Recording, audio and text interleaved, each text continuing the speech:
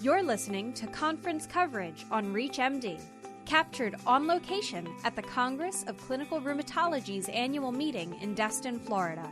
Your host is Dr. Maddie Feldman, Clinical Associate Professor of Medicine at Tulane University Medical School and Vice President of the Coalition of State Rheumatology Organizations.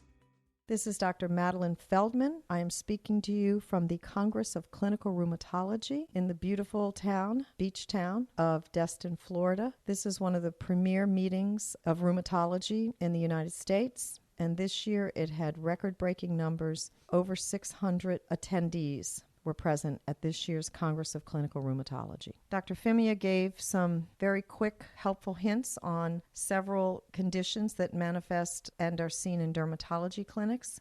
One is the puffy hand syndrome of scleroderma, along with the salt and pepper dyspigmentation. Both of those have been very difficult to treat in the past, and she stated that mycophenolate mofetil at 1,500 milligrams twice a day works very well, but the one thing she said that you must remember is that it can take 6 months before it starts working, but it actually works in both of these very difficult to treat manifestations of scleroderma. The second pearl was with eosinophilic fasciitis, that methotrexate and steroids were the two useful medications in that condition, and something new in Raynaud's. She said that Botox, 10 units, injected into the interdigital spaces between the fingers is very helpful in restoring blood flow and healing ulcers in patients with difficult Raynaud's.